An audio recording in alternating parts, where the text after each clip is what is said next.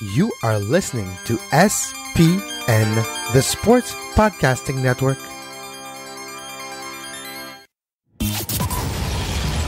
Welcome to Scuderia F1, the podcast that's always up to speed with the latest Formula One news. Follow us on Twitter at Scuderia F1 Pod and subscribe to the show on iTunes and Stitcher. Now, here are your hosts, Mark Dailey and Kevin Laramée.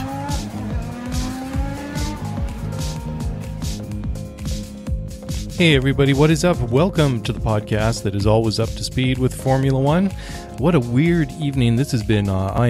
This is my second go round at recording the show this evening.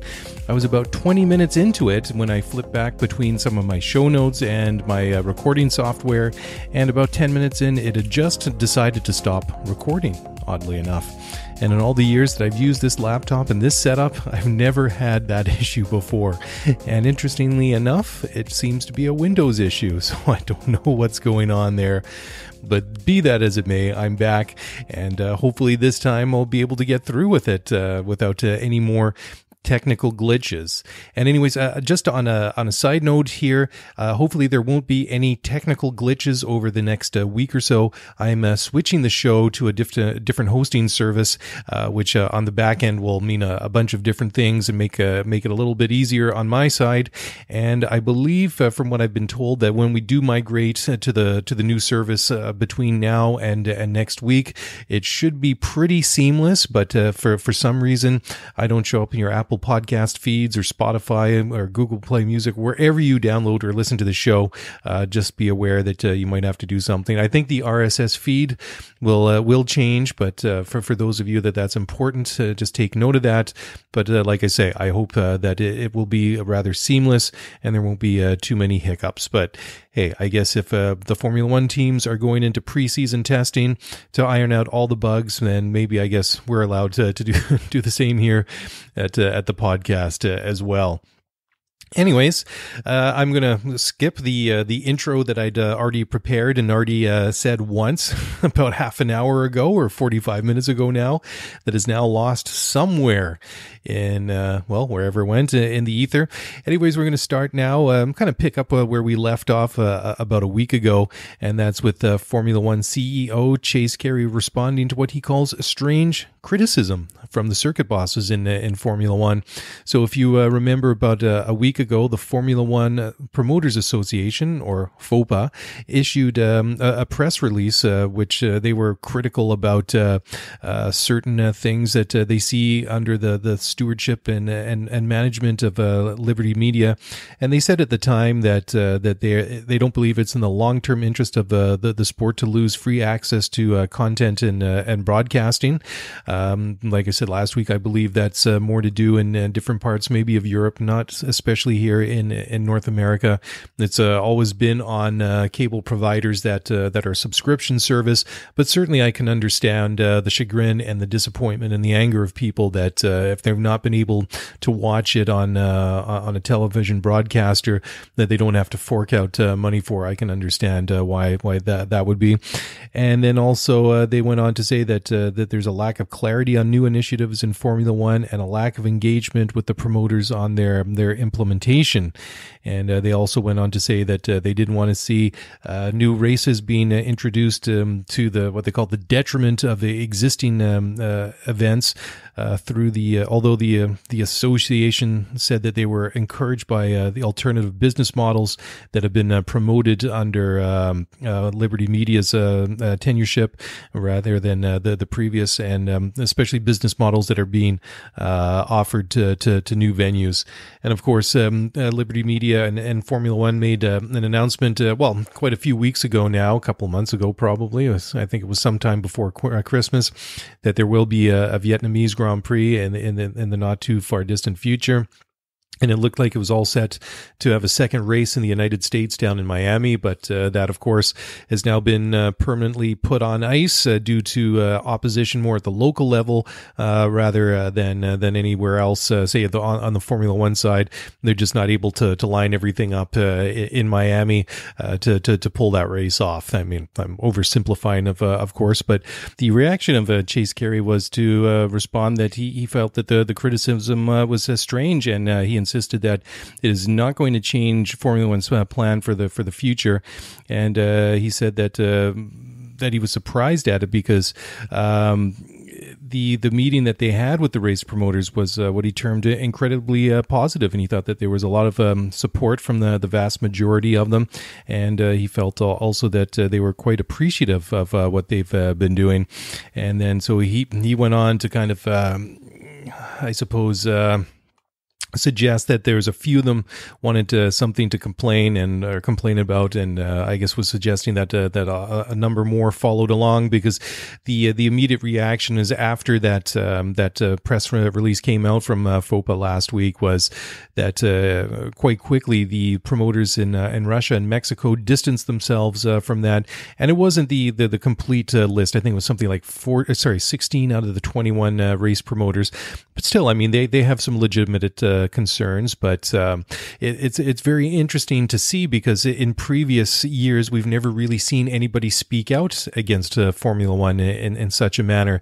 Of course, when Bernie Ecclestone was in charge, if anybody was critical of Bernie, they usually got shut out pretty quickly. I mean, he really did rule the sport with an iron fist, and of course, like it or love it, I mean, he built it up into what it is now, and Liberty Media bought the rights to that a couple of years ago, and really thought that what Bernie had done was for them more or less a starting point, and saw a lot of untapped potential in many areas, not just the commercial side, but also on the media and broadcast side, and also on the sporting side. And if you remember, a couple of weeks ago, we were talking about Ross Braun, who is the motorsport or the sporting director at Formula One, just talking about a bit, I think, what is maybe a bit of frustration on his behalf. He said, although, and I'm just going to paraphrase here a little bit, but he did say at the time that he was quite positive by the amount of engagement and the reaction that they'd had so far from the different stakeholders in Formula One. And certainly we're not really used to seeing so much cooperation from the teams. It always seemed in the past, if they were sort of bickering among themselves, that I don't think, at least on the outside, my take was that it didn't seem to faze Bernie Ecclestone so much, as long as in the end Bernie got what Bernie wanted, and as long as he came out on top, then that was good for Formula One by his standards. But certainly under the new management of by Liberty Media, it seems to be a completely different approach. Before, Bernie was basically the guy that did everything, and then they've come in and they certainly have their own vision, which is fair enough.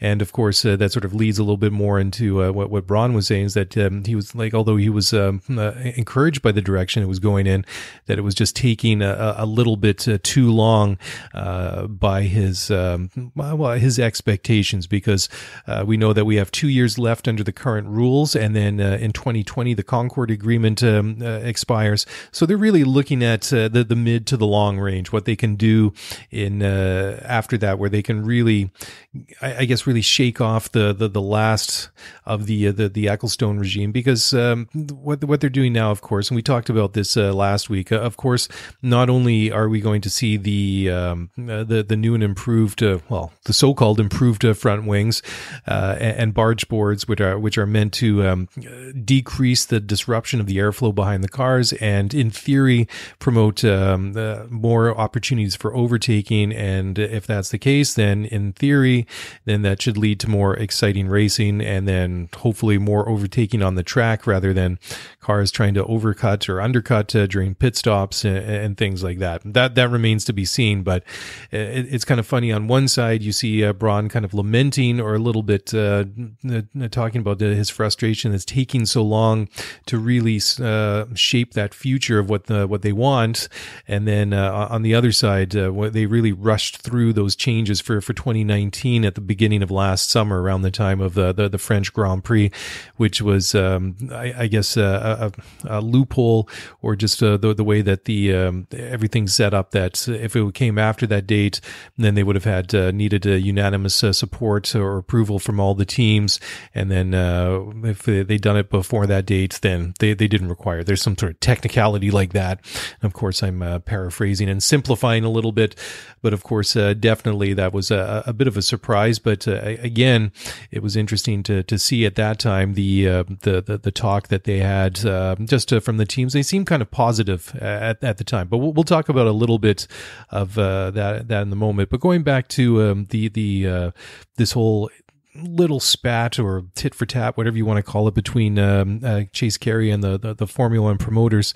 It's interesting because he kind of goes on to talk about some of the things that they've done under their leadership over the past couple of years, and so he was responding to the concern that pay-per-view deals were for television were reducing the reach that Formula One has in different parts of the world, and Italy's certainly a country like that. And then just actually this year in the UK, I believe only one Grand Prix, which I would assume would be the British Grand Prix, will be the only one that'll be on the air in the UK. And he said that they really value the reach in many places and actually expanded the coverage on broadcast television. And he said that there's no doubt that the sports world has been moving forward for a long time towards pay vehicles. If you look at football in Europe, it is almost uniquely a pay platform based, and clearly digital is becoming a big force. So that is true. I think I may have mentioned it before that here in Canada we get Formula One, the Sky Sports feed on TSN, which is a subsidiary of ESPN, and certainly we've seen a lot more coverage over the past couple of years, which is great to see. But that has been, well, TSN has been a paid channel for decades, and that's where Formula One has been for a very, very long time. And certainly, I'm going back to my childhood in the 1980s. If I'm trying to recall the last time that it was on a free channel, which would be CBC, which is our national broadcaster, Canadian Broadcasting Corporation, and that. Well, of course, they'd always broadcast the Canadian Grand Prix live, but the rest, certainly back in the day, would have been like a highlight package or definitely extended highlights rather than or condensed Grand Prix. And it was only, I think, into the 90s when we started getting the full races and things like qualifying, things like that. So definitely, I understand the frustration from different fans from that point of view. But I honestly, I don't completely appreciate it because it's just something that I've grown to live with. But certainly if you're a promoter and you're putting out big money to host a Grand Prix, then certainly you want to make sure that it's available to a wide of an audience as possible. But unfortunately, like Chase Carey says, that the move in the world today is towards more pay platform based vehicles, and well, honestly, that's the future. But the criticism about a lack of clarity on what Formula One is or what it's going to be is not something that's coming solely from the Formula One promoters, and that has been echoed by Red Bull team principal Christian Horner. And he's called Formula One out to a certain extent and asked them to lay out their blueprint for the future of the sport after, the criticism that was leveled by the race promoters last week. And Horner says that he believes that too many individual parties have been trying to be appeased or conceded to or made concessions for since 2017 after Bernie was ushered out, and he was sort of echoing what I was just talking about just now, or more accurately, I'm echoing what Christian Horner was saying. And of course, in the old days, you would not see people contradicting or speaking out against Bernie Ecclestone because he would literally cut you out right away.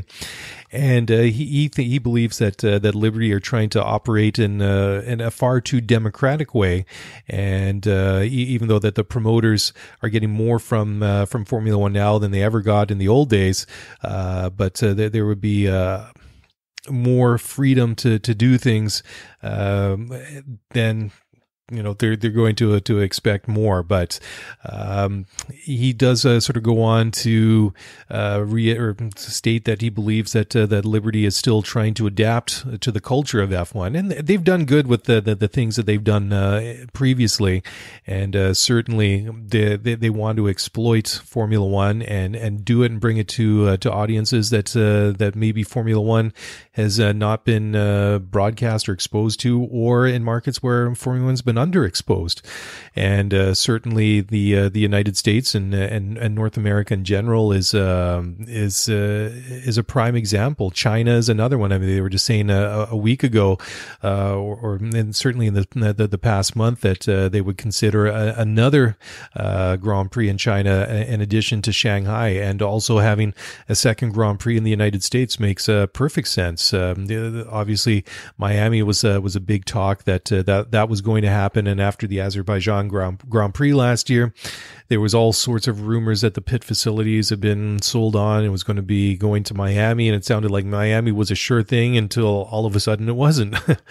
And certainly, but that's more to do with issues that they're having at the local level rather than perhaps say from the desire of Formula One or maybe a race promoter or maybe even the local government. It's just the fact is that it's gone into hiatus, or it's just been put on ice for the time being.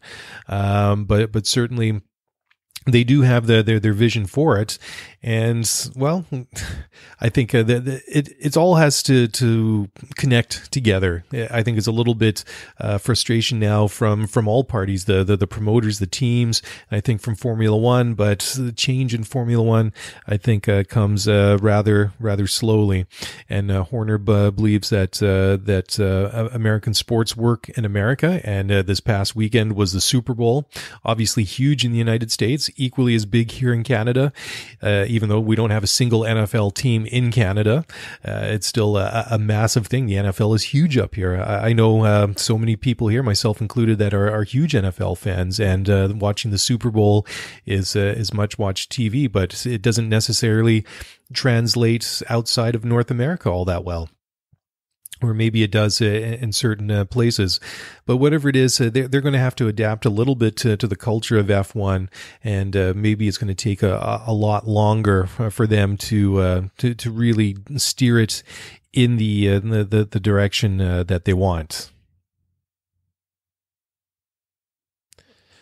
All right. Well, moving along, we're going to stick with Liberty Media and Christian Horner. Not just was he critical or a little bit expressing his desire for the blueprint that he wants to see for Formula One in the future, but he was also talking about in an interview with Motorsport.com that he believes that the 2019 rules are an expensive mistake, and certainly that was echoed by one of the other big guns at Red Bull Racing. That's Dr. Helmut Marko, who was talking about a week or 10 days ago, saying that the team has invested something in the area of about 15 million euros to develop the new front wings and the aero package for this year. And that was also something that was echoed by Racing Point and their technical director there, although his name escapes me at the moment. But although it's really been presented as well, maybe not such a simple fix, but they really put it out there that we're going to do this and it's going to improve the racing and it's going to make the sport that much better. However, making these changes to the wings and the barge boards and everything else, it's even though it's not a redesign of the entire car, in effect that it is, because I think what Marko was saying, that the change and the lack of downforce, it was had slowed the car something by about 3 seconds a lap, and all that they've recovered a lot of that performance. It's taken a lot of work and initiative and design to overcome those problems. So certainly that's surprising. But I mean, 15 million euros at Red Bull alone, just to overcome these changes and get the performance back out of the cars is amazing. So whether or not that's going to lead to any increased overtaking or the opportunity for cars to get closer to one another and actually and make those overtaking maneuvers, we're still waiting to find out. But certainly that is a very interesting comment. But it's what I do like about it, I do like that Liberty and Formula One are trying to make changes, that they recognize that there's a problem. And I was just going back through a couple of old issues of Formula One Racing magazine this evening. I think it might have been in the November or December issue. There was a fellow that had written in to the mailbag, and he was just lamenting and expressing his frustration about the really boring Russian Grand Prix, and just how Bottas Bottas had the win yanked away from him when Toto Wolff had ordered him to pull over to one side and let Lewis Hamilton take the lead so he could secure the win and then just consolidate and strengthen his position in the world champion. And he said basically something to the effect, after 40 years, he's basically counting himself as one of these fans that's walked away from the sport and is not going to come back anytime until it improves. And I think that's one of the area that Liberty's really looked at, is to how to improve the racing.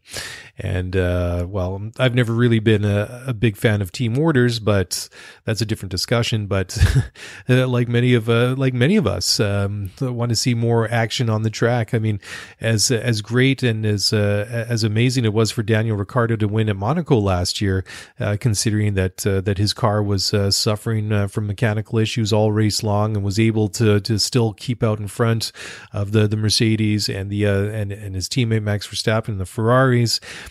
Just was well, I mean, it's difficult to pass there, and a lot of guys were really complaining about it after the race. Alonso was critical about it. Lewis was critical about it. There were fans everywhere critical about it. Just what a boring race that it was, and certainly Liberty has recognized that, and the 2019 changes, although on the surface look like they're going to like rush through, certainly could be a problem, or maybe it's not, but who knows? We have to reserve judgment for a couple of weeks, but it's interesting too. Is on one hand you have Christian Horner and Dr. Helmut Marko being critical about these changes, and Racing Point as well. On the other hand, Max Verstappen has been putting in some time in the simulator, and he said that at least in the simulator, the Honda powered Red Bull for this year feels positive. So whatever that means, and Max's precise quote is, "I have only driven the new car in the simulator, which feels positive." So that's well, that's positive, I suppose, but certainly nothing really to hang your hat on for the for this season. We can't really make anything but or anything of that, but we will know soon enough, because in about a week and a half the first test session gets underway at Barcelona, so we'll be able to see what the lap times are like, and certainly we'll be getting to hear what the drivers and what the different pundits and analysts are saying. So the end of the guessing is soon to be over, and we will know in short order whether this gamble, this rash move as it appears to be, or could it be a masterstroke. And anyways, we will know soon enough. So just talking a little bit now about well, the competitors at for Red Bull, and of course everyone else, and that is that Ferrari is planning on increasing their budget in 2019, and this is a bit of a reversal, because they were saying towards the end of last year that they were actually considering scaling back a little bit on their spending. I think somewhere in the neighborhood of about 5 million euros, but has been an about term by Ferrari chairman and CEO Louis Camilleri, who told the investors on a conference call last week that the performance last year was one of the best that they've had since they won the Constructors' Championship in 2008. They fell short of their ambition to raise the Winners' Cup. So they're going to stick to the track, which is always to win. And of course, Ferrari's been a very successful team in Formula One over the decades, winning multiple drivers and constructors world championships. But it's been quite a long time, because they haven't won the constructors since 2008. And then the last time they won a drivers' championship was in 2007 when Kimi Räikkönen won his first and to date only drivers' world championship. So certainly the last couple of years have been much more promising, and they have been to date the only team to really consistently threaten Mercedes, and certainly last year was a prime opportunity to do that, but we don't need to go down that rabbit hole again. Unfortunately, it didn't work out that way, and certainly I hope that this increase in the budget, although Camilleri didn't really go on to state exactly how much that might be, but there's certainly taking a different stance. Prior to his untimely and unfortunate death last year, the previous CEO at Ferrari, Sergio Marchionne, was really fairly playing hardball from time to time and threatening to pull Ferrari out of Formula One. Basically said, we don't really need to be there if it's not in Ferrari's interest. But Camilleri has done an about face to a certain extent, and has said that while they're going to be increasing the spending in their budget for their ambition to win, but it also is partially to help research and development to address the new regulations that will be part of the new Concord Agreement that will come in 2021. So obviously they have an idea of where those developments and those regulations are going to go. So they're starting to budget money for that. So that is interesting, because Ferrari, I wouldn't say it's a standard move on out of their playbook, but certainly over the years, over the decades, they have not been shy to play that card and threaten to pull out of Formula One if it's not in their benefit to be there. But certainly, Camilleri's comments certainly appear to be a bit of a softening in that stance, and certainly very interesting to hear one of the big teams at this point publicly stating that they want to, or they're starting to look towards that 2021 line in the sand when things will probably change, and how much of a change is still the open question. Just very much like we were discussing before the first break there, and I think that's why Christian Horner obviously wants clarity from Liberty and Formula One, as do the rest of the team, so they can allocate those finances and those resources in R&D to start looking towards what that shape and what that future of Formula One is going to look like. So, in other news in Formula One, or sticking with Ferrari, that is, and former Formula One driver Felipe Massa believes that the pressure on Ferrari and their obligation to win is a problem for his former team. And I thought this was a bit of a fascinating quote by Felipe Massa, who is now driving for Venturi in Formula E. And he said that things have been difficult at Ferrari since Jean Todt left from his role as team principal after 2007. And of course, this past season, or last couple of weeks, actually, there's been some, well, at least what appears to be on the outside, a bit of turmoil with Maurizio Arrivabene being mutually parted ways with just after Christmas and replaced by Mattia Binotto, who was the chief engineer. And this is the fourth team boss in charge in the 11 years since Jean Todt left. So certainly longevity in that job certainly isn't very long, but obviously I think that Arrivabene had probably paid for the shortcomings and the disappointment last year, because they certainly really did have a legitimate shot, and they had a good shot to win one of the two championships last year. And there's no simple explanation to why they didn't. And of course, that's subjects that have been discussed on this program at length over the previous month, so we don't really need to revisit that. But certainly there is not just the expectation of the teams and the fans, but certainly Ferrari is Italy's team, so you almost have expectations of an entire country on your shoulders. And certainly Ferrari is one of the most popular racing teams in any formula of motorsport around the world, and the prancing horse and the Scarlet Ferraris are well known and loved by fans everywhere. So there's a lot of pressure to win, and that's just part of it. I mean, you can look at any big sporting entity around the world, be it say a Liverpool or a Manchester United in soccer, well, let's just take the example of last week in the Super Bowl, the New England Patriots, now 6 Super Bowl championships under their belts now. That's tied with the Pittsburgh Steelers, which is amazing.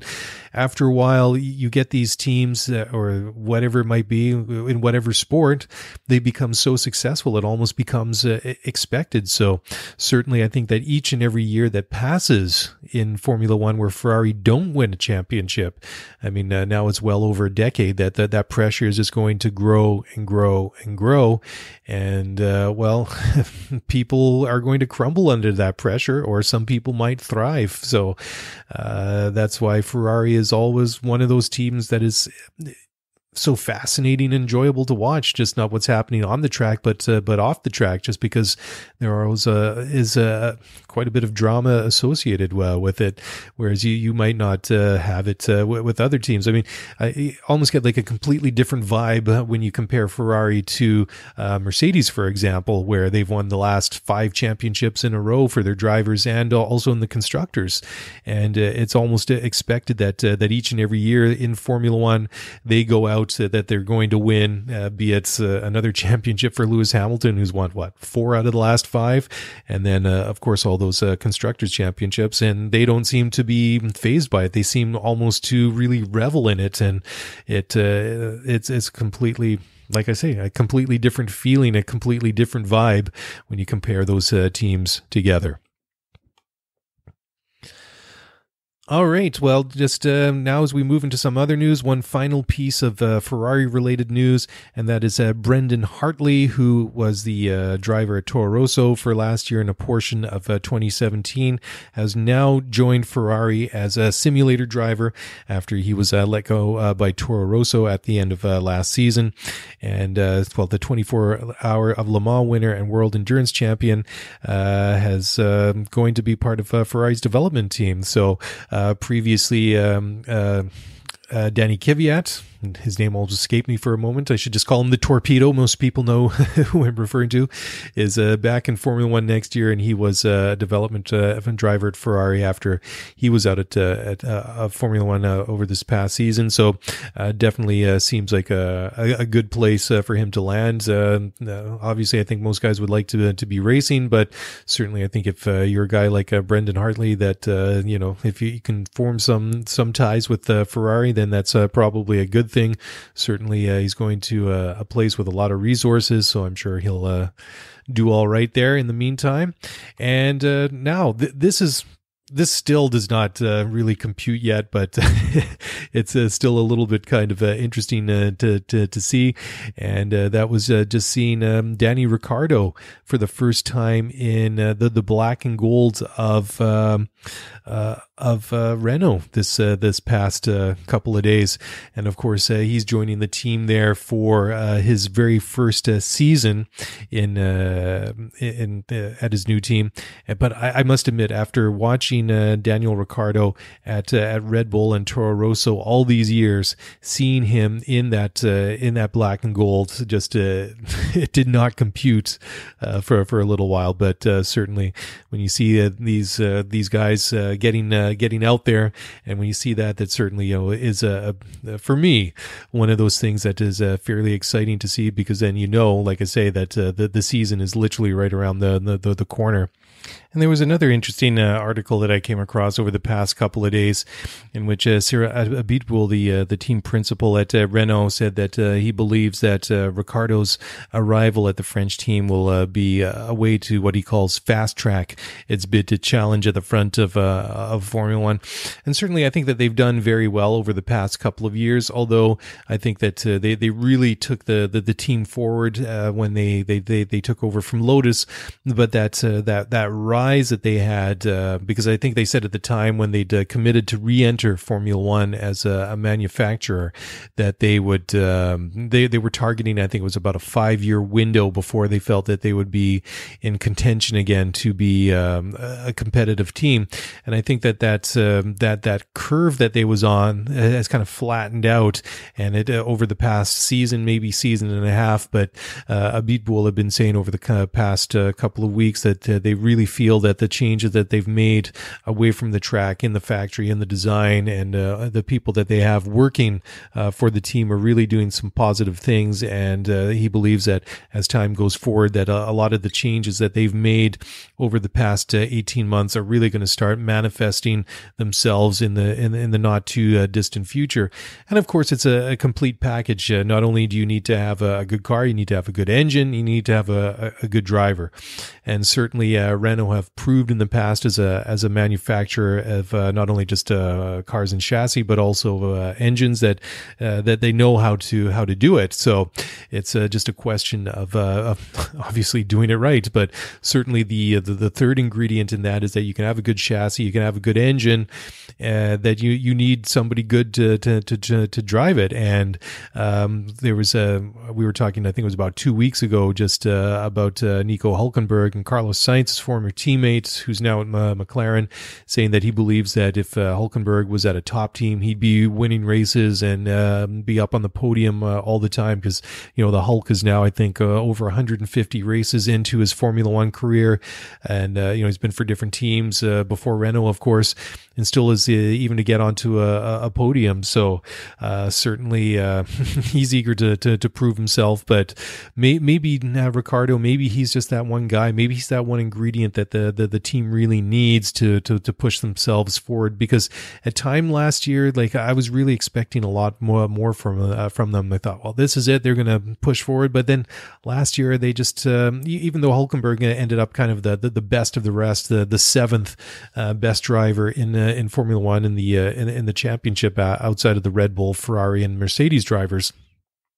I was kind of expecting a little bit more. So certainly if they can get that back on track and really become what they want and what everybody else is hoping they'll be, a more competitive and exciting team. But Hülkenberg at least is saying that he's looking forward to having the challenge of having a teammate like Daniel Ricciardo racing alongside of him this year. He said he's quote not going to be resting on any laurels, and he really sees the opportunity to race against Danny Rick as an opportunity to prove himself. And well, just looking at my notes here, I had written down that Hülkenberg holds the records for their current record for most races without a podium finish, but he has stuck around, and whereas some of the other guys like Sainz and Jolyon Palmer have not stuck around at Renault, and honestly, no disrespect to those guys. I mean, Sainz obviously is now at McLaren, but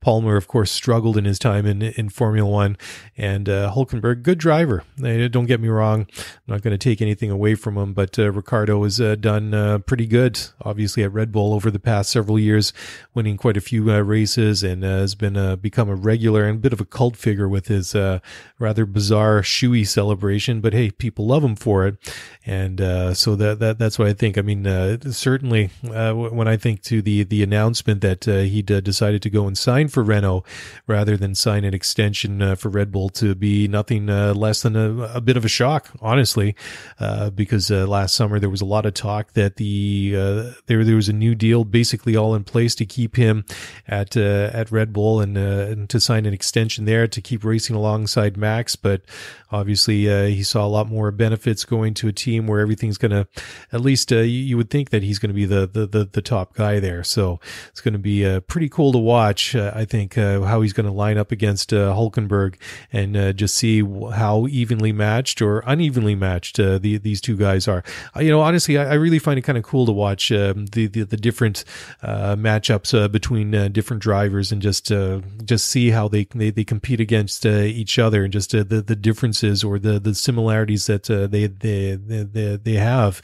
And Ferrari, of course, with Vettel and Raikkonen over the past couple of years has been an interesting one, and still think that Leclerc going there is really going to prove to be an interesting test and a big test for Sebastian Vettel, because I still maintain that I think that just naturally that Seb is just a little bit quicker than Kimi was, and it'll be interesting to see if Leclerc is going to be able to push him a little bit harder, as is it going to be fun to watch Valtteri Bottas. God, I'm trying blanks on names this evening. It's horrible. Just as it's going to be fun to watch Valtteri Bottas and Lewis Hamilton, and of course Toto Wolff, the team principal of Mercedes, was saying that Bottas really has to raise what he's doing and really perform on a level similar to Lewis Hamilton if he's going to stay around for next year and beyond. But certainly Renault in the meantime is going to be a lot of fun to watch. Certainly they've it's a long time ago now when you go back to the double world championship of Fernando Alonso in the Renault in 2005 and 2006, and certainly they had not only were they successful at that time as a manufacturer when they took over and bought out Benetton, but even in the 90s, when you look at some of the cars that had Renault engines in them, the Williams, which seems like a very distant thing. Of course, when the Renault Williams was a thing, and they were just completely dominant for a large portion of the 1990s. So it'll be fun to watch to see what Ricciardo and Hülkenberg can do. And I'd love to see another team there in the mix. As much as I want to see Ferrari really push and challenge Mercedes on a more consistent basis and really maybe push it down to the wire, I'd love to see a lot more parity in Formula One and see a lot more competitiveness between the teams that are there. And don't get me wrong, I think it's great that Red Bull have done what they've done over the past couple of years. They've kind of been the big spoilers for every once in a while and really won some races that they shouldn't have. Of course, last year in Mexico at the Mexican Grand Prix at Autodromo Hermanos Rodriguez, they had a really, really good weekend. And Verstappen looked dominant somewhere. Renault found all that extra power, and they were able to really get ahead of everybody else, despite being in the thinner air at Mexico City. It was fun to watch, but it seemed that when Red Bull would be competitive, it was almost seemed to be, well, it wasn't really on a very expected occurrences, and it seemed to be a little bit too infrequent. So if we could see them be more competitive and push the big two, the Ferraris and the Mercedes of the world, and even get another team in there like Renault, that would be, I think, a really, really cool and fun thing to see in Formula One. But of course, if history or at least recent history is anything to suggest, that might be a little bit of wishful thinking on my behalf. So certainly it could happen, but who knows? We'll have to wait and see. All right. Well, we're just going to start slowly closing it down here. And before, I want to talk a little bit now about, we're going to talk about Sauber and, what the team that used to be Sauber. And of course, the big news at the end of last week is that Sauber F1 is no more. They are now Alfa Romeo Racing.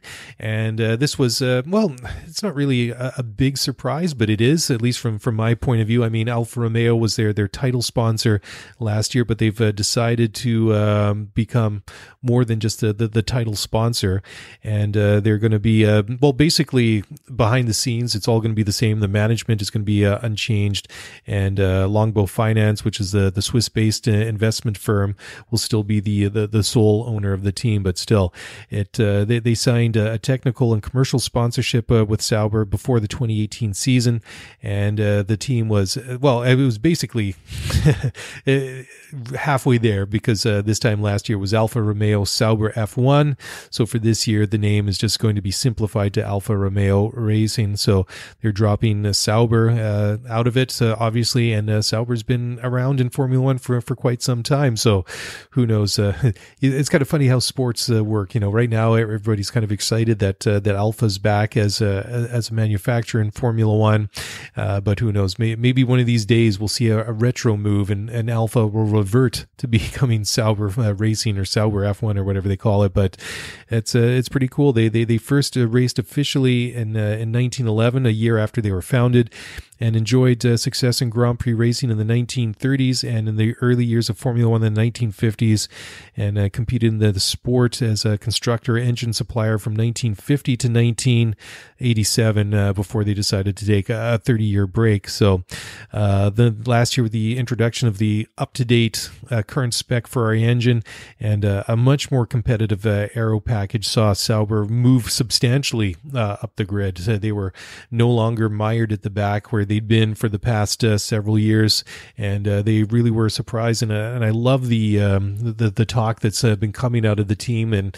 perhaps now it makes a little bit more sense when you have the complete backing of Alfa Romeo, and they're going at it 100% rather than just say from a sponsorship side of it. that they were basically saying that they're not really comparing themselves to other teams that are in the middle of the pack, but they're really comparing themselves to the top teams, and that's where they want to be. So it's going to be fun to watch them this year, because they've got Antonio Giovinazzi, the youngster that was at Ferrari, and then another former Ferrari driver, and that's everybody's favorite Finn, Kimi Räikkönen, and a world champion in his own right. And obviously, I think Kimi signing a 2-year deal to go to Alfa Romeo it says a lot. He must have known a little bit more detail than obviously we, the public, knew at the time. That was really convinced him to go there, because I can't imagine that it just wouldn't have been, hey, I started out my Formula One career with Sauber, and it would be a great way to end my career, because he'll be 41 when this current deal runs out the end of 2020. So I'm sure that it was more than just a little bit of sentimental feeling, because, honestly, even though I don't know Kimi Räikkönen personally, he doesn't really publicly strike me as somebody that seems overly sentimental. So that's obviously very cool to see the Alfa Romeo name back in Formula One, and is certainly going to be interesting to watch and see what that team is going to do and build from this year, and see what they're going to continue to progress upwards, and where the upper limit of their potential actually is. So it's really given a boost of motivation to the team, be it either on the track or back at the headquarters in the design office or in the factory. And basically Frederick Vasseur was he's the team principal, was really put what's happened with their new partnership and becoming Alfa Romeo Racing is a result of all the hard work and everything that they've invested to get the results that they achieved last year. So it's a surprise, but it's very, very cool to see, and it's amazing to see how literally they turned it around.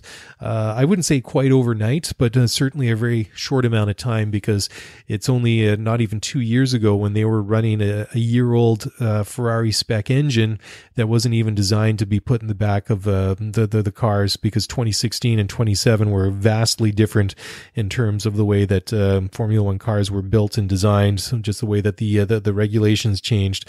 And when you look at them back then, when they had the blue, white, and gold livery on the car, they certainly were just basically making up the numbers, and they really turned it around quickly. So again, it's kind of interesting to see how fast they actually did it.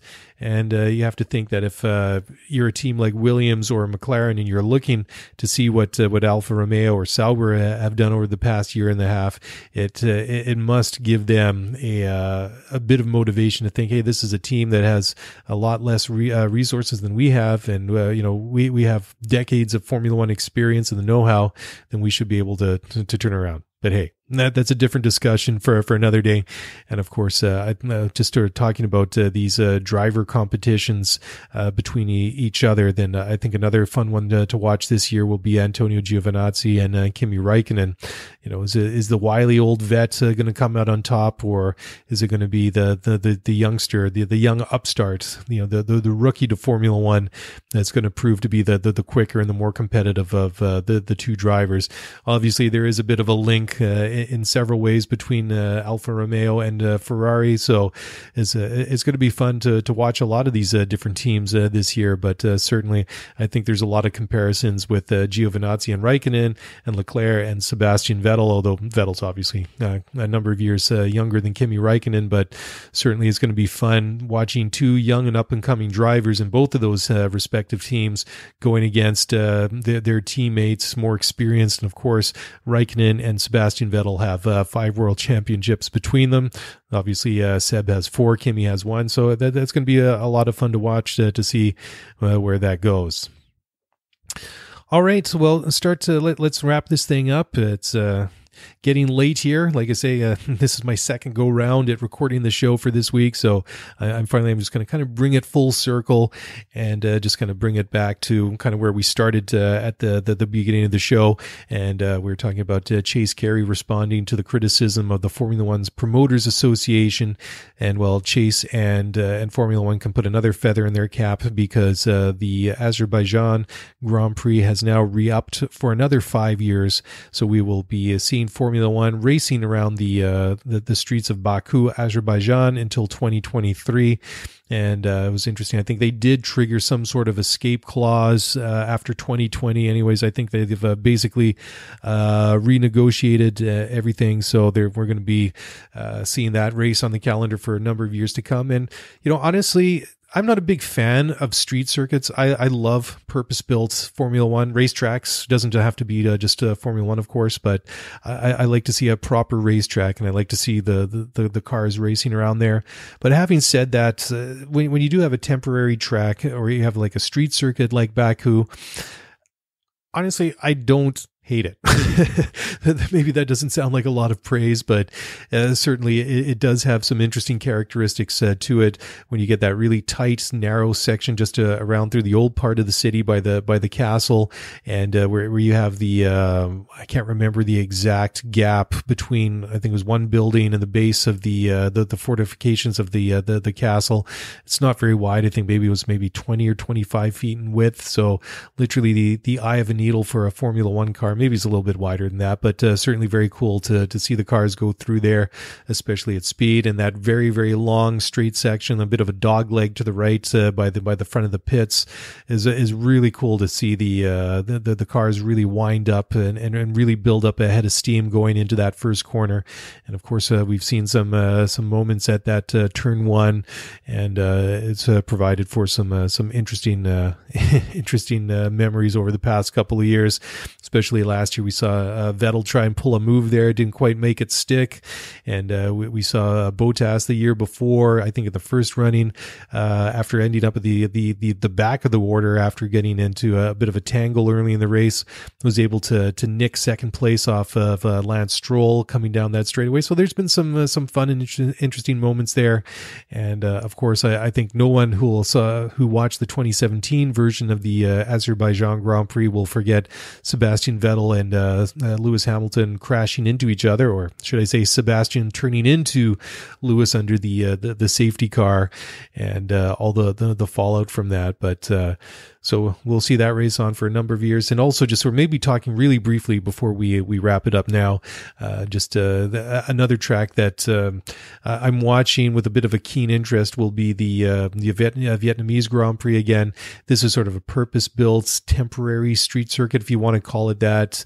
Like I say, I'm a little bit suspicious to see how the racing turns out, although I think the layout of the track there in Vietnam looks very, very interesting, and potentially it could be a good circuit and fun circuit to race on, but we'll wait and see. I've never been a fan of the temporary street circuits, but there are some that I do enjoy. And well, Baku, I'd have to say, is somewhere kind of in the middle.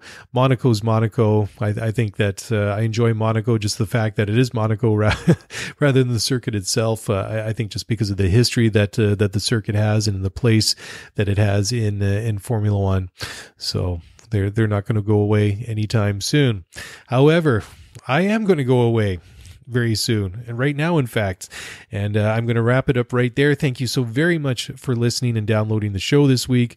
If you want to get in touch with me, and by all means, this is just me doing the show here. Of course, these are my opinions, my takes on things. Sometimes you might think I'm on point. Sometimes you might think I've missed the mark by quite a bit. Who knows? They're my opinions. You've got your own. They're all good. If you have if you want to weigh on any discussion or any thoughts that I've had, send me a tweet on Twitter at Scuderia F1 Pod. Send me an email at scuderiapod@gmail.com, and let's chat. Let's discuss things. And until next time, thank you for listening, and we'll talk to you again soon.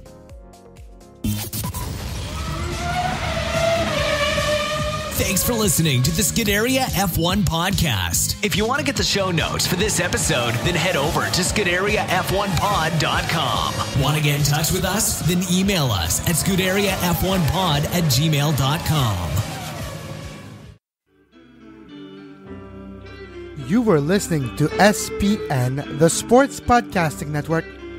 Visit us, sportspodcastingnetwork.com.